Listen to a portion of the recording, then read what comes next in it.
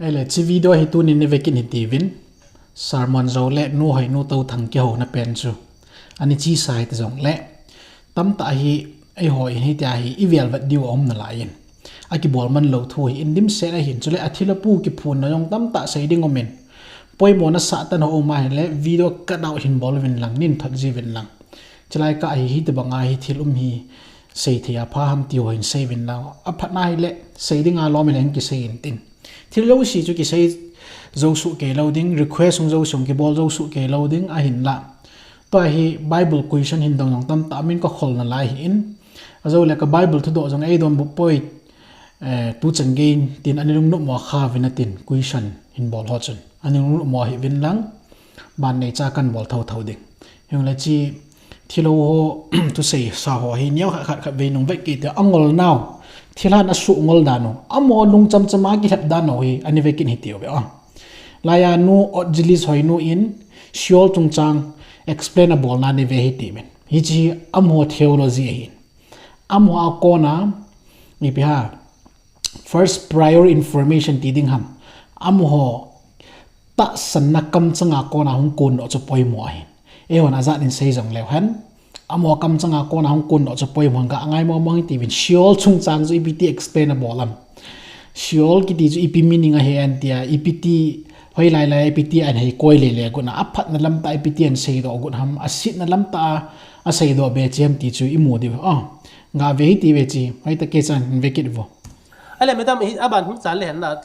gmfdi ya sinia na galu na stage langa hin kova na hungin tia hung ki kowa ale na koma nang na hung lu ta cho he che thibu pa koma na lu chana hi na si funu hin na si funu ni ti ta camera record an bol choi ta kamona Samsung S Ultra S hoi le kilom cho very lakbal man cho ale ngai ta hi chi ka tha chanu zo hungin tia hunga 1 2 3 bu sang kap jeng na SNTF lima bala acting ma bang jengin ale hi chakin su Sheol ko chu hon pitan tin Sheol hi pi ha ngai to an sei di chu Sheol chu alang pe kihen than kot lei khul noi ti ta bang na che he pathin thil gun thu nang chu hi noi anom ha lo ka sei chu la hon pitan lang chu sei ta ta ti hello se lo cho nang hot na intelligent challenge ki ti chu reasoning bolding ki ti chu angap lo jing ho e chu amo lung cham chama ki hle mo in amho ngai nom le amho thanup na ki hle mai je wa chu mi khadin amho intelligence dingam ai le amho ipiha reasoning lampang hi challenge abolai angap lo jing ho hai ta ko amut ameng thu sei dingo amen hallelujah tiwa mit sing kui ka om wa lehin pathin hawa ki gyal jing ya chu a het now ma cham lo min a het now khat version sun challenge le patip na bol go nai le hi ti hi jing ai le chu ga chi ki jiwa ki hol lagau thing hi ti ki chin tan ka patip wa ka het chin ki ti ki sel ki hoi lai cho patip ham angol now ki chin ta ki mu be che ding hi Sheol chang chu ipiham ti chu ado go na ti khol ti ho za se chikal wal cha dang sei thei kut lawe ai ma nga pumwan zo chu du a mai ya cha do te ki ni hon pitan na ti chu na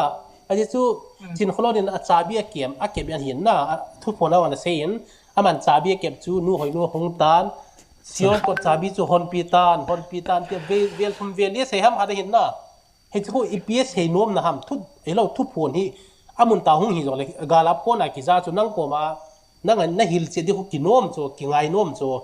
ale nang hi Sheol khopia na gauma na Sheol ki te le South Korea khopi kho hi lo na Sheol khopia muthim khwa na gauma nong lu da na ki sei ham chabi ti ki hon pi chu chu na sa che no pa char ta wang he chu I ma cha he na nei lo amu chit la lo thilo ngol wang wai cho ta bang platform ma hung to da na I had nom I had chan say thi ding a hum do jang lang khara pa cha am cho confidence chu ele an hil chit be ding ga ngai ki ti ve Sheol ki ti chu sei che ti yu khat he chu tu chung kang ki boi now video viral a khat yang I sei ta chu la na ki ho ko ma hung din chun gmf dai langa ka ga chi in ano na tuwa lung han naw may bonga kong chu ka ga su dai pe atia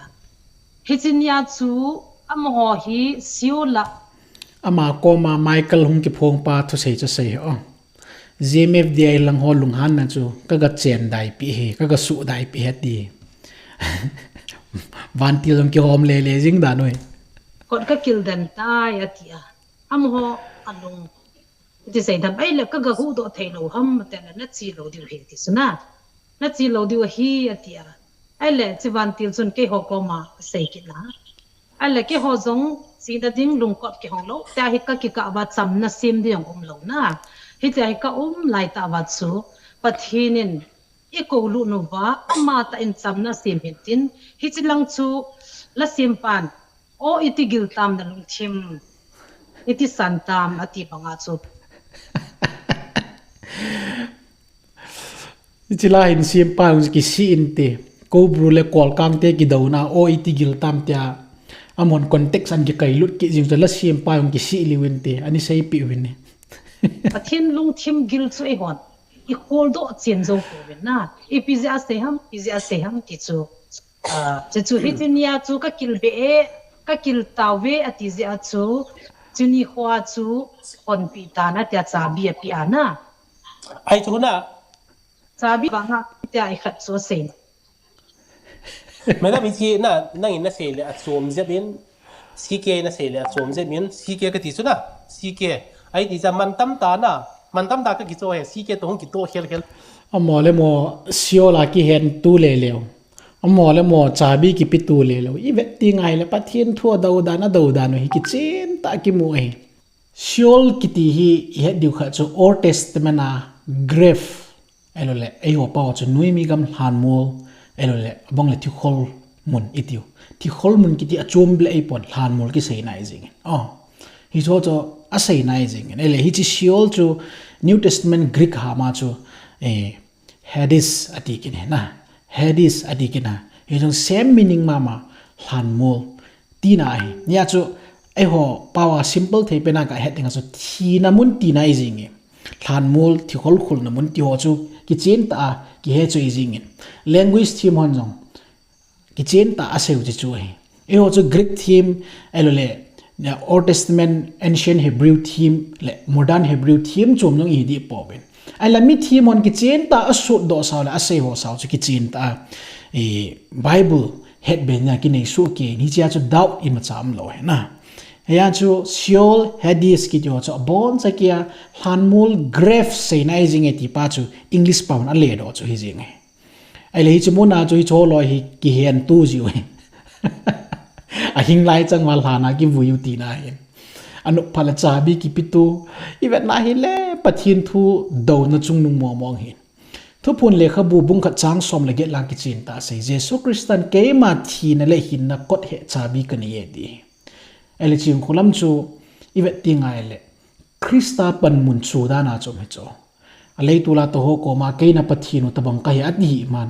chule abol hil amo do ma bolo mai chilaya nu hoi nu to thong ho bang chu ching khulot ko ma ngai dam thu ma no ngai ati to even ai le bona divinity na God attribute character jo si claimable good so ya chu Satan ki ti hin ki pathian sa ta lo ki lo pi sa ta ching khulam ki ti wang a lep chat ve mo mo ti wang chu ki lang sa ne ya chu hai tai ngai tu ti ngai le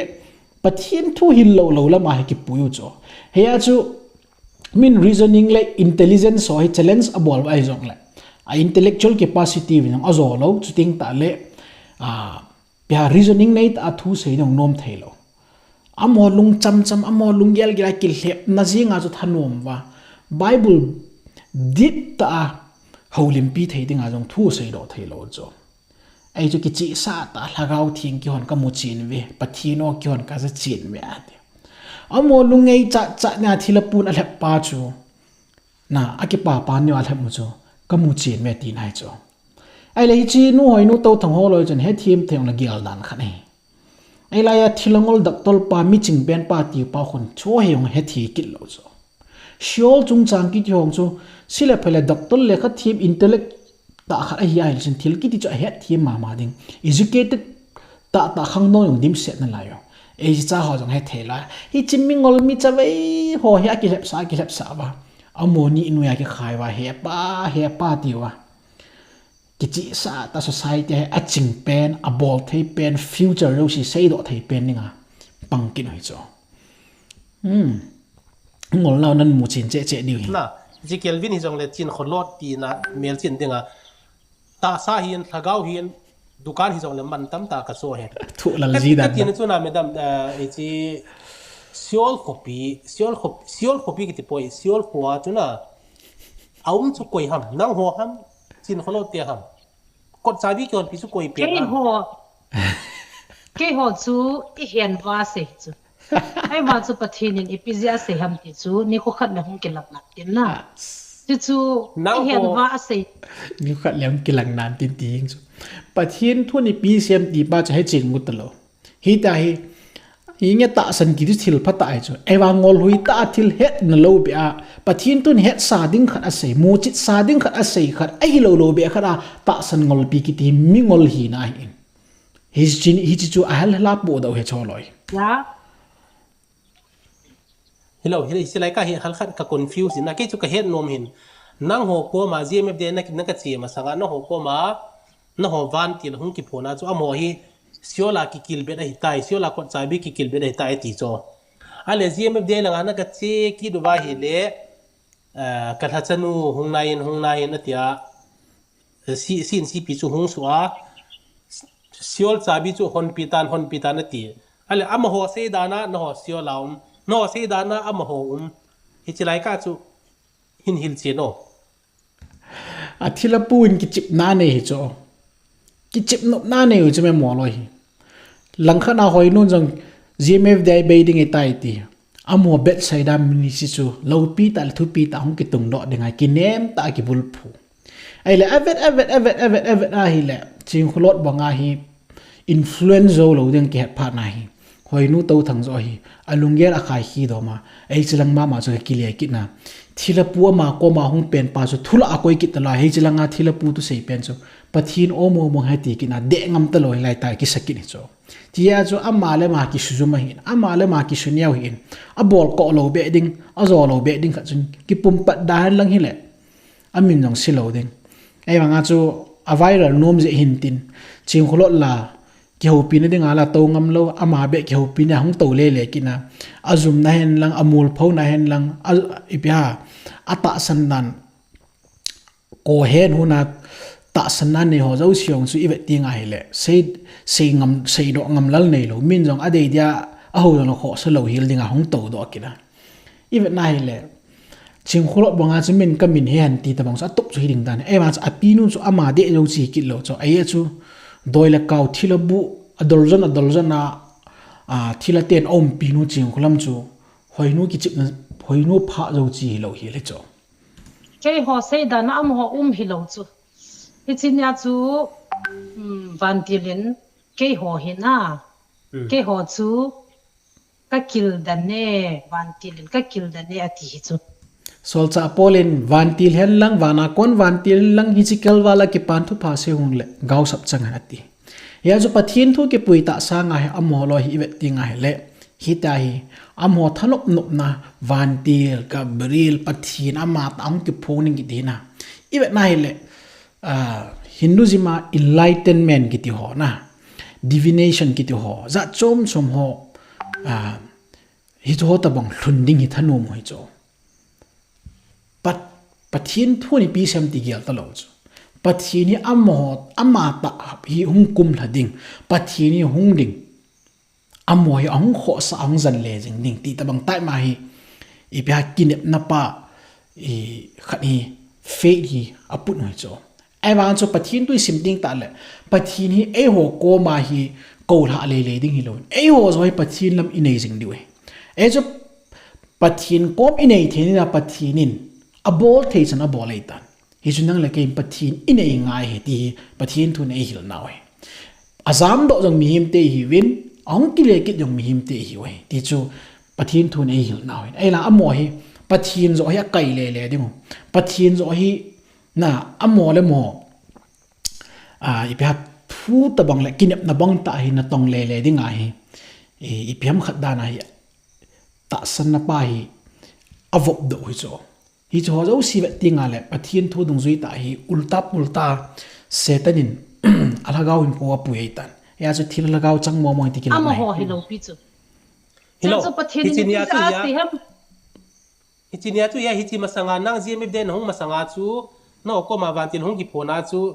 GMFD te Sheol akikil benin ti khan na sei chu la thusei sa long a het ji lo ta cho a situation dung zui thusei ho mo le mon tol tu le le ju ipi ko ni sei wa thusei ho to anunga hong ding o hi tai hong ki zon thei ding nam ti alung thim ma lo angol la ki lhem amo lungkum su su dung ja ki pui te ji wa chu thusei ho a piece a in su tu ting le akitu khat cham thei lo he chu thilana to da nei in Bible thu chita bang chu hi lo Bible hi a piece a thu ki se yo si in su tu ting ta le a bon cha pathin thu chi dan hi zang ke hi dan ki mu thei hi cho lo hi chu ti lo ama hon he tia chu ke ho ik kilo chi ja chu thu pho na chu a thu pi khat na chu a hon sa hi chu okay a kha hi chu cha bi pi hi chu a hon sa hi chu a ki pui no be ta am ho lung kom su nga na ki pui pathin thu lo chilang chu agilin na agilin ga te ki hoi lai cha ba gil chu nami ngol ki hep naw chu agil hoi lai ta am nami ngol ki hep naw chu hoi lai chu agil ta am Odgelist Hoinu ni khat le ni khat na sei da ta te da na sei nom lo ying chu ki pan le di gai je mai sei nom lo ying hi ta bang yi ji we na no akeng bula ka ga taw in ti chu koi keng bula na ga taw ham chi robot keng bula na ga taw ham mai lo la koi pet keng bula robot kem bula robot keng bula chu pi na robot in pi nan pi ham athibu bi lo ha athibu ki lo robot na hi wanga asum John the Baptist sei zui nu kha pem pa chu iwet ti ngai le pathin lo pi ta man nei thu phon lo pi ta tun nga church history le vanui le si ki sein le Krista hong kit na ding le nin nga satan and deception na in to ding ho ki chen ta pathin mi te a ho bunga het sa hi chan ya zo pathin lo pi ta thu phon ne pi ya zo tu chunga hi thu phon le kha bu ki ti e hon nei hi lewan i Christian hi hu mo si de ki chen ta ki langai nya je Jesu Krista thu phun atia asu zon hinga pi a amwan til te hin sola asu zon pi a he che hin na thu zu tu na nang le kin pathin thua din cha ne ta sanai bul phu hi ama chu vantil angsunga bo khup gunai le vantil ling ke angsunga bo khum hi in ati vantil angsung ya jong bo khup phal lo chu hi chi abu thi pa robot keng bola ga bo khup ki ne angol dan hi ta bang mi hi we ele to ki sei do si pathin tu ni ta sei pa chu ki sei ho hi al hu wa long lut kit lo de chu ka tu sei ta bang khat in alem chang kha aningai kha han lang long le al hu bu mo ma lut hi ta pathin thua ko na thu ki sei ki ti chu angai thei lo yeng oi nga kam hin mang ata sa hin mang chu pathin hi chu o robot hi ta lo chu me robot ko athi ta bang ko chu me ho pum he ji lo go chu me anesthesia kap ji dan ham hu hello chu hu hello chu hi ai le ata sa ho kya chan di an lang za ding ki hal le yong le hu hello ding ti nai ka ta san lo hi che bu thi pa ko akyang to ki hiu han lang ki si han lang ki sun jap han lang na operation anesthesia ki kama patient ho ki bo ki bol le hoi lang hu hello mala asala ato ke ki ang jam de bo we hi su hu hello ha ti ki na lai hu hello in hi ta hu na zo na lung kum su su ne ki hep hep na thu phun nyam na hi ta bang hu hello om chan ei po we ai chela ai ti lai ta chu pathin ha ga ho lu ti tiang ha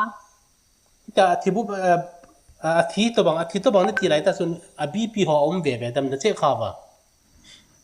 abi pi chu ding a khai zong ai wanga chu kho het no lu ting la ma ko hello thu zi ta chu chi ting la chun pa kai na kaman man cha me zia an zon dio chu acha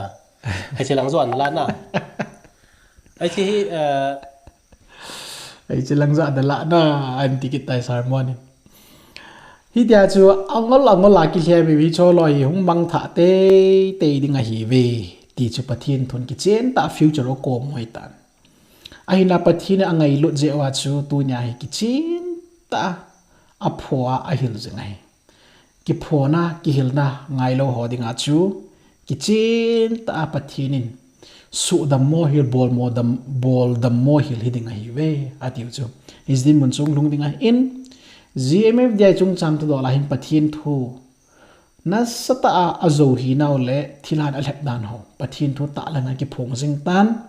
kin GMF dia chung chang thu khain choi khat be ting le ong valbe se ting ta le aval na zo siwi pathin thu mangcha abom cha alkalep lama chon naw hi ki het sa ki phun do pi chu tieng ta le amun muna a chon nan athu se la sa naw hi hei tai hung kirek kit ji presentation ka bol tam ta am tan ya chu GMF dai chung changa pathin thwa ko na ki chen ta thilhan apui da no thila ki chip no hil chin na sting ta le tam ta ka sei noi naningai su ke thil tam ta he su ke deu ko yong la pathin thu gel kho yo sin chi na nei te ding ama wang mi lim le mel ham ipm khat ze me ya eng sit git lo lung thim sit pu ho in iti lai na pathin thu na mu thai lo de ka sei jing tan GMF dai lei tul na ga pha khel lo ja thila ho lo na hi di pon pathin thu ki ti phat chu hoi la hi jong le na miss na le thu kal na no mai le thil halam pi zo ni hi be ti he so ke de mi zo si pathin thu ai serious di we GMF dia hi ipi ai tabang ham nam pi in pathin thu i do now ga hung su do he ti hi avel vela ka sei jing tu nam ka sei kit ding hi GMF di hi ching khulam se ngo po hi ti win inam pum pi win pathin thu i do now aga hung su do he ku ki te hi pathin thu dei lo te hi win pathin thu gilta cho ong ki phun ting ta le kal a hi cho tabang hi pathin tu sei boy awanga khat in ama thu sim ama pin tha dan tu sim hoiling lama thu sim collection ain sei khoma chwa chu til kho nang se cho bo chu pathin phu dana gel te hi ben awa ta san ki bul phu cha na ding setani ilhep na ho mu chin thein ding pathin thu isung gi lo ki mu chin veng thein ding a thu ki phu ho hi bible pan sa ki se hoi pathin thu a gel thei lo te hi ben inop I khangui I paguya kona ta san khat ung chi so ho hi bible thu to me be te denga imron merenga kilhem te hi je wa chu hi tabang nam mi te chu I hi ta je wa chu I ta san zo siu pathin to kona phot chi them lo satan na to nangan satan kilhep la na thinga nong hi ta ya chu tua hi chi GMF dia ho tabang anuk aninga satanin hi tile phan te khu tile phan te ta adei dei phana thu phuna bol pia apui le theiding hi tabang an bol doi ya chu GMF dai ki ti nam pumpi pathin I do naw kai ya chu tu na hi ka sei jing hi pathin thu holding pathin thu ding ngam ding mi hangsan ATM channel la ki ko jing hi pathin thu din pi ngam ding mi ki hol jing hi koi ham tu nya pakai kin bol ngam dinga keile ka in sung mi ten wang pakai kin ka bol dinga hi tia hangsan ta dingam su ke ding ikitiam me pathin thu hi chi channel la kain sei pat kin ding ai tan ya chu pathin thu ngai na ding le za na ding ai bon chawa ina kolu ni son do kitwa thila tu simi ngai bangwa pathin thu ingai do pathin thu ki ti na ngai nom lo nge wa bible study deep study ta hong ki nei ho ita sanau ki bul phu cha na hong ki soi na ngai nom lo nge wa ile thila tu simi hong ki sei ting ta le membership a bodinga tek kan bol pan ngai tai pathin thu na ngai dingo pathin thu ikihil dingo aphat dung zia jong hi chi thilo awal ting ta le social na jong I to ji dingo hi chi thila thu sei bo se ngai ding ai chi chana la nga pathin tu ki sei ting ta le chi pai mental problem we ti gamtin comment ka mu nge nga hi le thila thu ki sei ho hi a bon cha divert kan bolding membership tek kan bol dan di chi video hi chi tu nia appeal ka bol nom na in pathin pa thei bo ta han ka ki pai